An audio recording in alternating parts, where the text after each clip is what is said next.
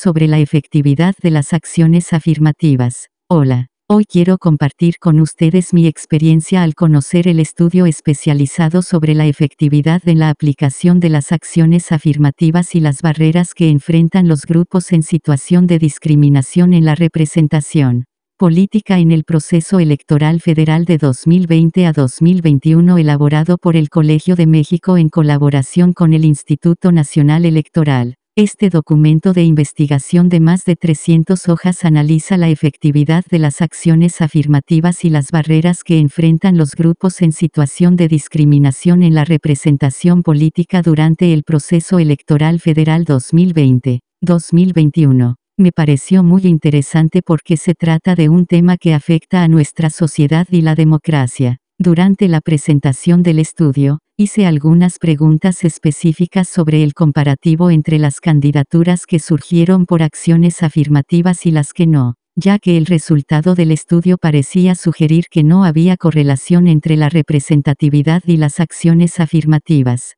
Sin embargo, me sorprendió que no me contestaran de manera clara y se enfocaran más en excusarse y agradecer. Aunque el Dr. Bill Evanson Leitner criticó los argumentos detrás de las acciones afirmativas, considero que es importante analizar y discutir los resultados de este tipo de estudios para mejorar nuestra sociedad. Si están interesados en conocer más sobre el estudio, les invito a que vean la presentación completa. Los comentarios. También pueden acceder al documento completo en otro enlace de los comentarios. En las imágenes les comparto parte de las presentaciones que contienen la pregunta inicial de la investigación, los hallazgos, las personas que participaron, algunos resultados, las conclusiones, las preguntas que yo hice y un esbozo de respuesta que presentaron. Pueden encontrar la parte donde intentan contestar mis preguntas en la presentación del estudio a partir de 1 hora con 59 minutos en este enlace. Espero que les resulte interesante. Rebeca Garza. El estudio. En realidad el estudio contiene más preguntas que respuestas. Esto suena un poco fácil, pero en realidad, ojo, es realmente el papel y la utilidad que puede tener el Colegio de México en este debate. Veamos, el problema de fondo de todo este debate es que está sumamente politizado y que las decisiones se tomaron con base en posiciones políticas sin un diagnóstico previo de la situación y sin claridad conceptual, primero sobre el objetivo central, ¿ok? Les digo, o sea, recuerdo de nuevo la idea fundamental. El objetivo central es mejorar la calidad de la representación política. Pero en realidad en el debate lo que se escucha es que el objetivo fundamental es incrementar cuotas. Incrementar cuotas de no sabemos qué, para no sabemos qué, durante cuánto tiempo, con qué mecanismos finos para garantizar una representación sustantiva. Y por lo tanto, para nosotros el desafío es generar un poco de distancia con respecto a la politización, invitar a pensar la complejidad del tema y ver cuáles son las variables que hay que tomar en cuenta una vez que se genere un consenso en torno a la decisión de implementar acciones afirmativas. Un punto fundamental que ya fue mencionado acá.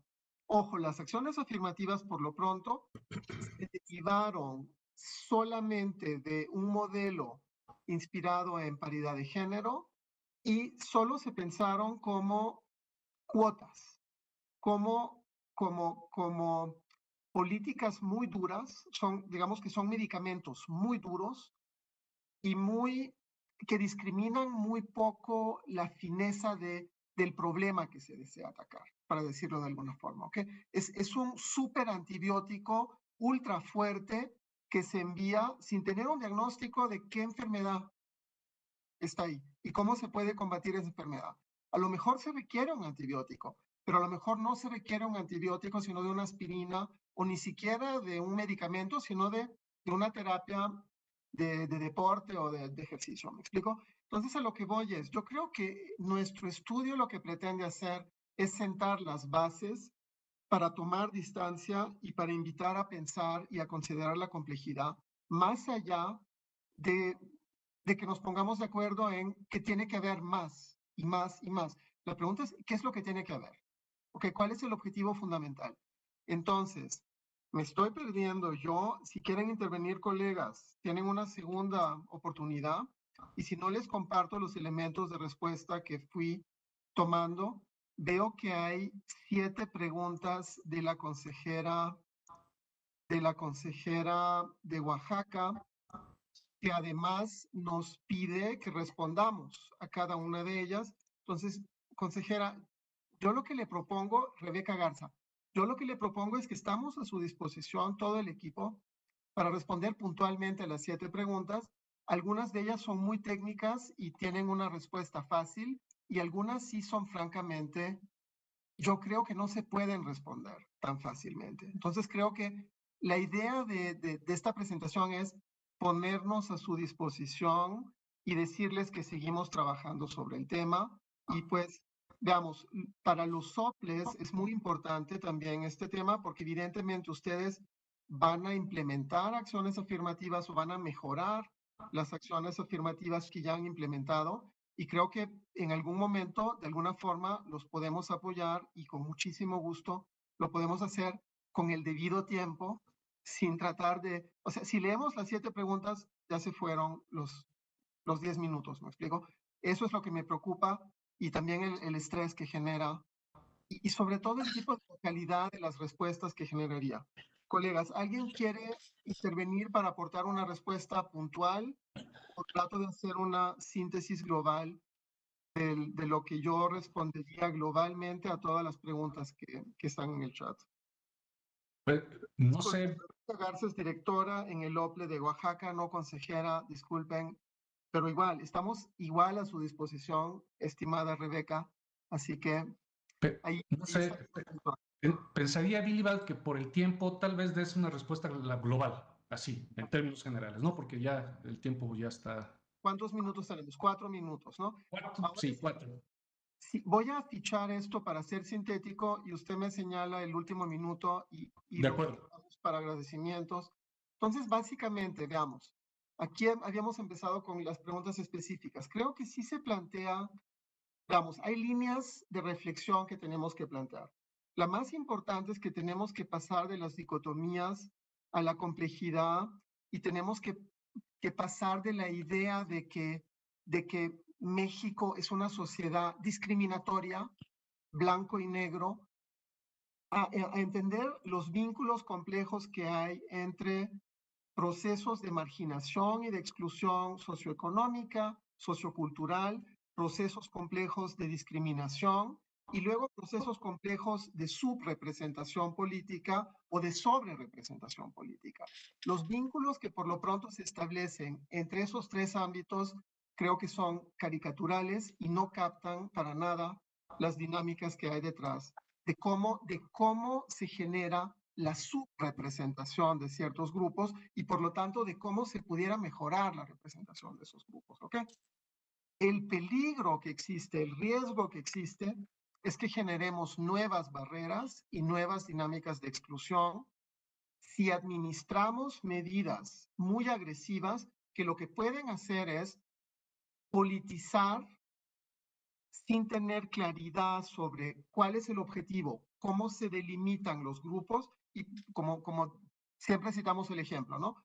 Vamos a organizar una fiesta para 23 millones de personas según un criterio subjetivo de autoadscripción y luego vamos a restringir la cuota a 5 millones de personas y vamos a dejar fuera de la fiesta pues a la enorme mayoría de las personas que invitamos a la fiesta. Eso no es una buena forma de incluir la diversidad, ¿ok?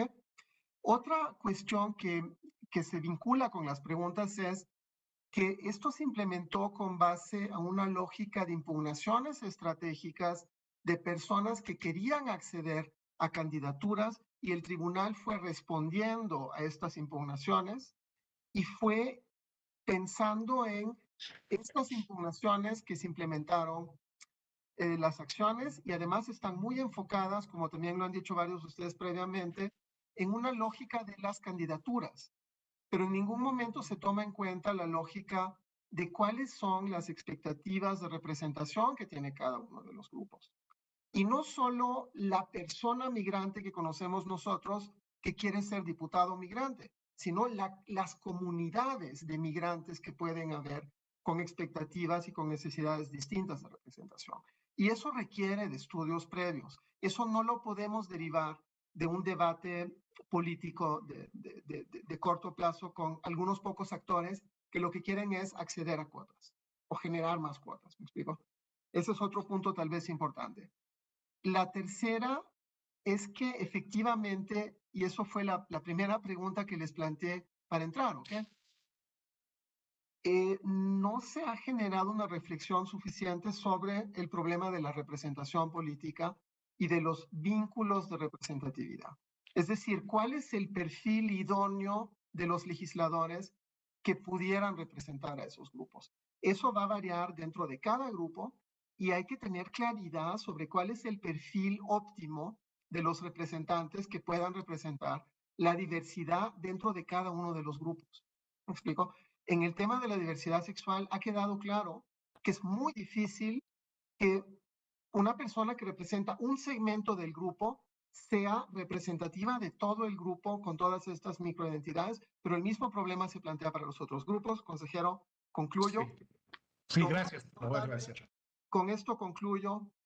Es que más que ser un problema de fijar cuotas y de determinar acciones afirmativas de corto plazo, lo que tenemos que construir colectivamente son políticas públicas de inclusión política. ¿Okay? Entonces, lo que se logró en materia de género no se logró a través de cuotas cuantitativas de corto plazo, sino a través de políticas públicas que empezaron con formación de cuadros, con el hecho de que las mujeres accedieron a la universidad, se formaron cuadros, y hay todo un proceso de políticas públicas que hay que pensarlo de una perspectiva mucho más amplia que simplemente generar una cuota para forzar una representación que luego no va a resolver problemas que son problemas estructurales de las sociedades desiguales como las sociedades en las que vivimos. Y lo dejo ahí y disculpen por no responder más puntualmente a cada una de las preguntas.